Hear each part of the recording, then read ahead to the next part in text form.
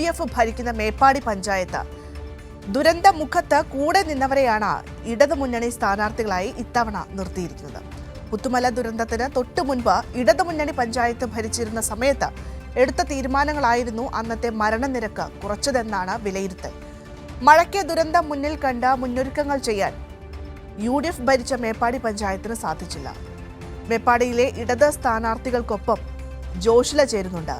അതായത് ദുരന്തം കണ്ട് ആ ദുരന്തത്തിൽ നിന്നൊക്കെ നിരവധി പാഠങ്ങളൊക്കെ പഠിച്ചുകൊണ്ടാണ് അവർ നിൽക്കുന്നത്. ആ ദുരന്തത്തിൽ നിന്ന് രക്ഷപ്പെട്ട് അതിനെ അതിജീവിച്ച് നിൽക്കുന്ന ഇടത് സ്ഥാനാർത്ഥികൾ, അവരോടൊപ്പമാണ് ജോഷില ചേരുന്നത്. കാണാം വിശേഷങ്ങൾ. മുണ്ടക്കൈ ചൂരൽമല ദുരന്തത്തിന് ശേഷം മേപ്പാടി പഞ്ചായത്ത് ഒരു തദ്ദേശ സ്വയംഭരണ സ്ഥാപനങ്ങളിലേക്കുള്ള തെരഞ്ഞെടുപ്പിനെ കൂടി നേരിടുകയാണ്. ആ തെരഞ്ഞെടുപ്പിൽ ഇടതുപക്ഷ ജനാധിപത്യ മുന്നണി അണിനിരത്തുന്നത് മുണ്ടക്കൈ ചൂരൽമല ദുരന്തത്തിലും മുൻപ് പുത്തുമല ദുരന്തത്തിലും കൈമൈമറന്ന് കൂടെ നിന്ന ആളുകളെയാണ്. നമുക്ക് അവരിലേക്ക് പോകാം. അവരുടെ നേരത്തെയുണ്ടായ അനുഭവവും ഇപ്പോഴുള്ള അനുഭവവും താരതമ്യം ചെയ്തുകൊണ്ട് എങ്ങനെയാണ് തെരഞ്ഞെടുപ്പിനെ നേരിടുന്നത് എന്ന് നോക്കാം. മേപ്പാടി പഞ്ചായത്തിൽ പുത്തുമല ദുരന്തം ഉണ്ടായ സമയത്ത് പഞ്ചായത്ത് പ്രസിഡന്റായിരുന്ന ആളാണ് സാഹിദ് അല്ലേ. വീണ്ടും ഒരു തെരഞ്ഞെടുപ്പിനെ നേരിടാൻ പോകുമ്പോൾ എന്താണ് ഒരു ജനങ്ങളിൽ നിന്നുള്ള ഒരു അഭിപ്രായം, ജനങ്ങൾ ഇങ്ങോട്ടേക്ക് പെരുമാറുന്നത് എങ്ങനെയാണ്? നിങ്ങൾ പോയപ്പോൾ അവരുടെ ആശങ്കകൾ എന്തൊക്കെയാണ്? എങ്ങനെയാണ് ഇതിനെ ഇടതുപക്ഷ ജനാധിപത്യ മുന്നണി എന്നുള്ള നിലയിൽ നേരിടാൻ പോകുന്നത്? തീർച്ചയായിട്ടും നല്ല പ്രതീക്ഷയുണ്ട്, ആത്മവിശ്വാസമുണ്ട്. ഫീൽഡിലിറങ്ങുമ്പോൾ സർക്കാർ ചെയ്തിട്ടുള്ള കാര്യങ്ങളുമായി ബന്ധപ്പെട്ട് ജനം ഹാപ്പിയാണ്. കാരണം ഒരുപാട് നഷ്ടം സംഭവിച്ചിട്ടുണ്ടെങ്കിൽ പോലും ലോകത്തിന് മാതൃകയാവുന്ന രീതിയാണ് കേരള സർക്കാർ ജനങ്ങളെ കൂടെ പിടിച്ചിട്ടുള്ളത്. അതിൽ അവരെല്ലാവരും നല്ല രീതിയിൽ തന്നെയാണ് പ്രതികരിക്കുന്നത്. നമ്മളിപ്പോൾ നിൽക്കുന്നത് ഈ ദുരന്തമുണ്ടായ മേപ്പാടി പഞ്ചായത്തിലെ ഈ ഒരു തോട്ടത്തിലാണ്. തോട്ടം തൊഴിലാളികളിൽ നിന്നുള്ള ഒരു അനുഭവങ്ങൾ, നിങ്ങൾ വോട്ട് ചോദിച്ചു പോകുമ്പോൾ ഉണ്ടാകുന്ന പ്രതികരണങ്ങൾ എന്തൊക്കെയാണ്? ഇതിനകത്ത് തീർച്ചയായിട്ടും പടവെട്ടി, അതുപോലെ അട്ടമല, അതുപോലെ തന്നെ മുണ്ടക്കൈ ഭാഗത്ത് അവശേഷിക്കുന്ന പൂർണ്ണമായിട്ടുള്ള ആളുകളും ഇവരെയും കൂടെ ഇതിനകത്ത് ഉൾപ്പെടുത്തണമെന്നുള്ള അഭിപ്രായമാണ് അവർ പറയുന്നത്. തീർച്ചയായിട്ടും അതിന് വേണ്ട എല്ലാവിധ സപ്പോർട്ടും സംസ്ഥാന സർക്കാരുമായി ബന്ധപ്പെട്ടും മുഖ്യമന്ത്രിയായിട്ട് ബന്ധപ്പെട്ടുകൊണ്ടും അത് നടപ്പിലാക്കാൻ ആവശ്യമായിട്ടുള്ള ആത്മാർത്ഥ ഇടപെടൽ ഞങ്ങൾ ഭാഗത്തുണ്ടാവും. നമ്മുടെ കൂടെ സീനത്തുണ്ട്. സീനത്ത്, അന്ന് ദുരന്ത സമയത്ത് ആ മോർച്ചറിയിൽ നിന്നുകൊണ്ട് എല്ലാവരെയും, അതായത് അന്ന് മൃതശരീരം ഒക്കെ തന്നെ തിരിച്ചറിയാനും ഒക്കെ നിന്ന ആളാണ്. അതുപോലെ തന്നെ എല്ലാ സഹായങ്ങളും അന്ന് നൽകിയ ആളാണ്.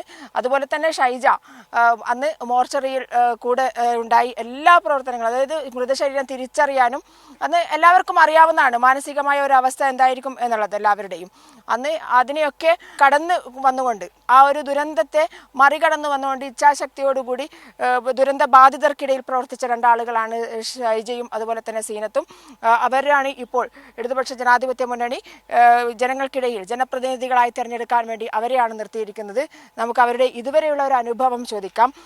സീനത്ത്, എന്ത് പറയുന്നു? അന്നത്തെ ഒരു ദുരന്ത ഭൂമിയിൽ നിന്നും ഇന്ന് ഒരു തെരഞ്ഞെടുപ്പിനെ അഭിമുഖീകരിക്കുമ്പോൾ എന്താണ് പറയാനുള്ളത്?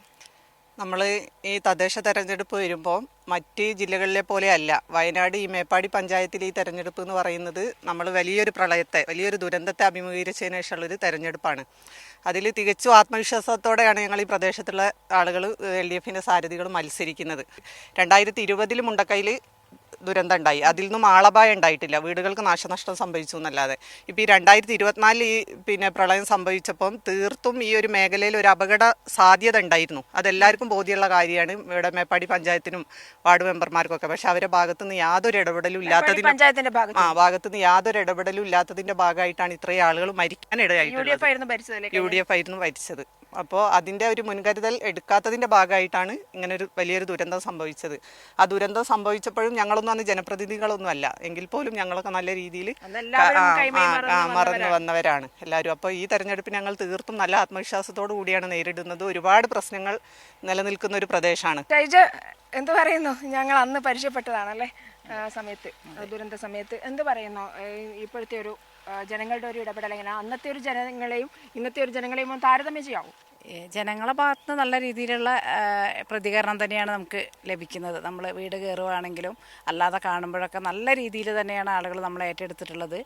ഈ ഒരു പ്രദേശത്തെ പ്രശ്നം, ഞാൻ മുണ്ടക്കൈക്കാരിയായിരുന്നു, മുണ്ടക്കൈയിലെ വാർഡ് മെമ്പറായിരുന്നു നേരത്തെ. എന്തൊക്കെ ആണ്, അതായത് ഇതുവരെ ദുരന്തമുഖം കാണാത്ത പ്രവർത്തനങ്ങളാണ്, ലോകോത്തര മാതൃകയുള്ള ടൗൺഷിപ്പാണ് സർക്കാർ കൊണ്ടുവരാൻ പോകുന്നത്. അതുപോലെ തന്നെ അതിൻ്റെ പ്രവർത്തനങ്ങൾ നടന്നുകൊണ്ടിരിക്കുകയാണ്.